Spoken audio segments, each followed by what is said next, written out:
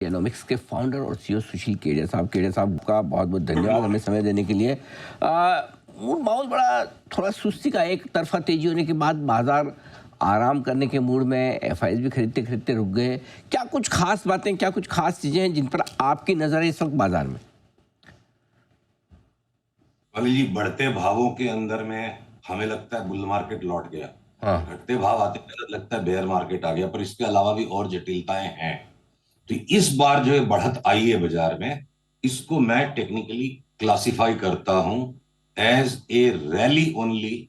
एक अंतरिम चाल है, एक इन बिटवीन मूवमेंट है। और जो करेक्शन 26,000 से 22,000 तक गया था, वो पूरी तरह से कंप्लीट नहीं हुआ, उसका एक लेग और लौटेगा।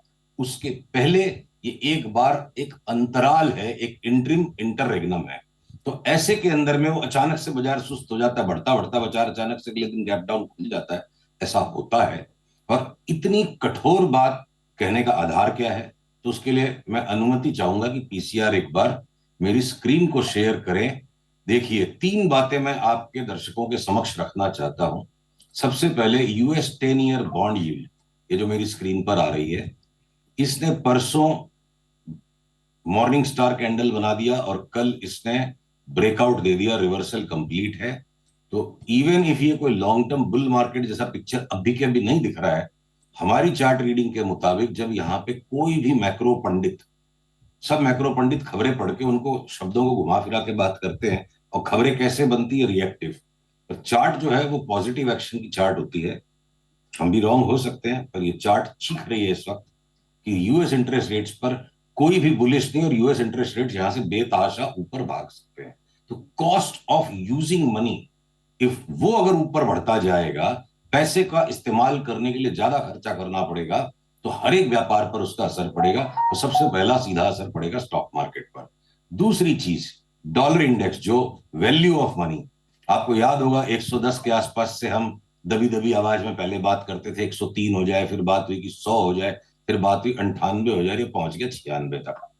तो 96 पे आके अब लगता है कि इसकी जो डाउनवर्ड डाउनवर्ड जो करेक्शन थी, 2-2.5 साल का डॉलर इंडेक्स का जो डाउनवर्ड शिफ्ट था, वो खत्म हो चुका है। और कम से कम डॉलर इंडेक्स को अगली चाल में 110 तक अगर जाना है, तो 14-15% अगर डॉलर इंडेक्स बढ़ जाएगा, ऐसे में यूएस के इक्विटी मार्केट्स 20-25-30% तक भी घट जाएंगे तो कोई बड़ी बात नहीं है। और अंतिम एक चीज जो मैं दिखाना चाहता था स्क्रीन पर, कोई बात नहीं, स्क्रीन शेयर चला गया।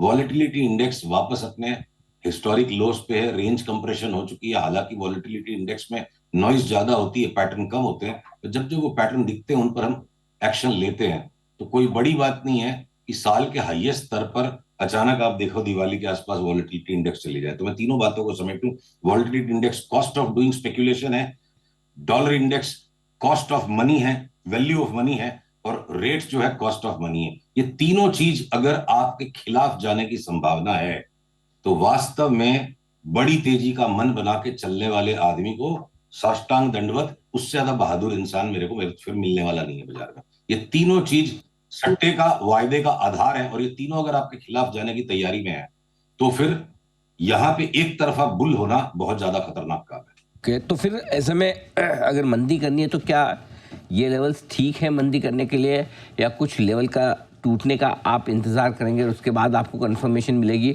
और इस मंदी के नीचे के आपके टारगेट्स क्या होंगे? तो इस सवाल को मैं आपकी अनुमति चाहूंगा, तीन टुकड़ों में बात करेंगे। क्योंकि देखिए, मंदी शब्द को सुनते के साथ ना कोलाहल शुरू हो जाता है, चित्कार शुरू हो जाता है। इसलिए वो जो चीखने चिल्लाने वाले लोग को पहले संबोधित कर रहे हैं कि इंडेक्स की मंदी का मतलब ये नहीं कि पूरा शेयर बाजार घुस जाएगा। बहुत सारे ऐसे स्टॉक्स जिनको अभी भी आप देखोगे हर वीक अनिल जी के साथ में मैं लेने की सलाह भी देने वाले स्टॉक्स आएंगे। तो इंडेक्स का करेक्शन इंडेक्स के कंस्टिट्यूएंट्स का करेक्शन है। और कुछ स्टॉक्स इंडेक्स के बाहर वाले भी जो ऑलरेडी बढ़े हुए हैं, जो भी कोई कारण से वो घटेंगे, सारा का सारा बाजार बैठ जाएगा और पूरा पोर्टफोलियो खाली कर दो, ऐसा चित्र नहीं है। तो उसको ध्यान में रखते हुए निफ्टी पर अगर आज हम 25,750 के नीचे नीचे बंद होते हैं, तो हम रात को इस पे शॉर्ट सेल का सौदा लेके ही जाएंगे। 25,750 हमारा क्लोजिंग बेसिस स्टॉप लॉस है। और ये पॉइंट ऐसा कि यहां से थोड़ी थोड़ी थोड़ी थोड़ी मीठी मीठी शॉर्ट सेलिंग दिन भर में की जाए, 750 को स्टॉप लॉस पकड़ के। और रही बात बैंक निफ्टी की, तो उसके अंदर स्टॉप लॉस थोड़ा सा और भी ऊपर है, 300 पॉइंट की जगह मिलती है, क्योंकि वो कॉन्ट्रैक्ट में ज्यादा वॉलेटाइल है। वो अगर 57,650 के नीचे नीचे अगर बैंक निफ्टी बंद होती है तो हम इसको भी शॉर्ट करेंगे। और कौन से स्टॉक्स पे हमको ज्यादा करेक्शन आते हुए लग रहा है, कौन से स्टॉक्स पे हमें ज्यादा करेक्शन आते हुए लग रहा है, मैं साथ में वो लिस्ट आपको बहुत जल्दी से सुना दूं। Bharti Cipla, Divi's, BPCL, Bharat Electronics, Grasim, HDFC Bank, ICICI Bank, Axis Bank, HDFC Life, Hindalco. Copper में तो खैर कॉपर की चार्ट में तो बड़ा क्रैश आ रहा है। Kotak Mahindra bank, Maruti, Reliance, SBI life, Shriram finance, Tata steel, ये स्टॉक्स मुझे लगता है एक बार अगर मार्केट करेक्शन आता है तो उसकी शुरुआत में करेक्शन को ये स्टॉक्स लीड करेंगे, और इनको भी अलग अलग टाइम पर अलग अलग लेवल देख के स्टॉप लॉस के साथ ही काम करना पड़ेगा। ओके, तो कई सारे स्टॉक्स हैं जहाँ पर कमजोरी का रुझान आपको इस वक्त नजर आ रहा है और वहाँ पर आप फोकस कीजिए। बैंक निफ्टी, यहाँ पर क्या व्यू है आपका?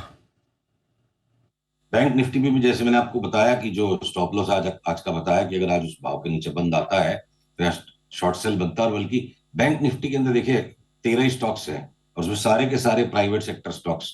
वो एचडीएफसी बैंक यहाँ से 400 रुपया घट जाएगा बोलते ट्विटर पे, वो उत्पात शुरू हो जाएगा जैसे कोई मैंने देशद्रोह कर दिया। तो तेजी मंदी सब चीजों में आती है, हर एक के घर में आती है, हर एक के जीवन में आती है, एचडीएफसी में भी आएगी, उसमें कोई छाप नहीं लगी हुई है। तो एचडीएफसी और आईसीआईसीआई बैंक दो मिलकर 52% वेटेज है बैंक निफ्टी पे, और ये दोनों मेरे को लगता है अग्रेसिवली नीचे जाएंगे क्योंकि इनकी चार्ट पूरी हो गई।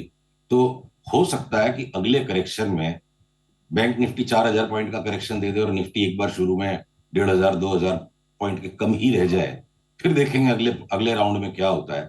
पर अनिल जी मेंटली रेडी रहना चाहिए, वो एक ही लकीर में सीधे गिर जाएगा उसकी चांस तो बहुत कमी होती है कि वापस एक इस साल का 2025 का एक नया लो दोनों इंडेक्स पे बने, उसके बाद वापस वो 30,000 32,000 वाली निफ्टी की तेजी हो। अभी तक की चार्ट का चित्र हमें ऐसा दिखता है, बदलने की से जरूरत होगी जिस दिन, उस दिन हम आपके साथ खुल के बात कर ही लेंगे।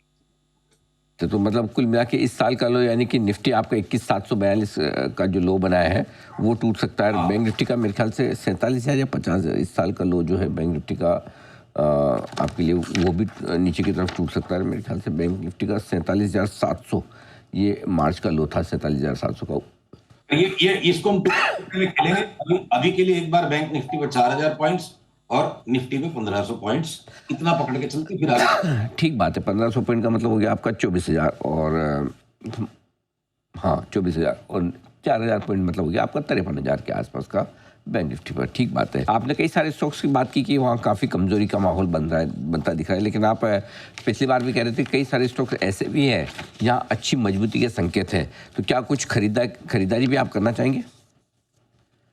देखिए आज की स्टॉक्स तो बहुत सारे खरीदे हुए हैं, पर आज की तारीख में अभी भी जो इन लेवल्स पे इररिस्पेक्टिव ऑफ निफ्टी करेक्शन की आउटलुक के बावजूद भी जो खरीदे जा सकते हैं, जो हमने इंटरनली सलाह दी हुई है, एनटीपीसी, पतंजलि,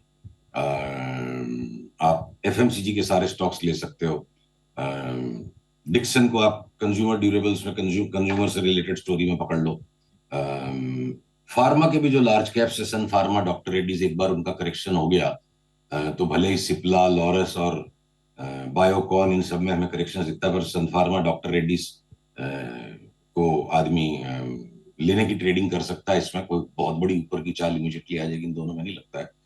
तो कुछ पीएसयू स्टॉक्स हैं और आप कमिंस ले लीजिए, सामने एबीबी शॉर्ट कर दीजिए। तो सिलेक्टिवली अभी भी मतलब छुटपुट बाइंग की जगह है। बहुत सारे स्टॉक्स लिए हुए जिनको हम राइड करेंगे। मैंने अगर इंडेक्स में से जो अभी आपको स्टॉक्स के नाम बताए कि इनमें हमें मंदी दिखती है, तो उसके अलावा जो नाम नहीं बताए वो ऑटोमेटिकली लॉन्ग हो गए हमारे लिए। मतलब कि अगर लॉन्ग का सौदा करना पड़ा, निफ्टी चल पड़ी ऊपर की तरफ, बाजार चलता चला गया, तो बाकी के स्टॉक्स लॉन्ग की लिस्ट में, और अगर बाजार घटने लग गया तो इन स्टॉक्स पर हम शॉर्ट करने के सौदे बिठाएंगे।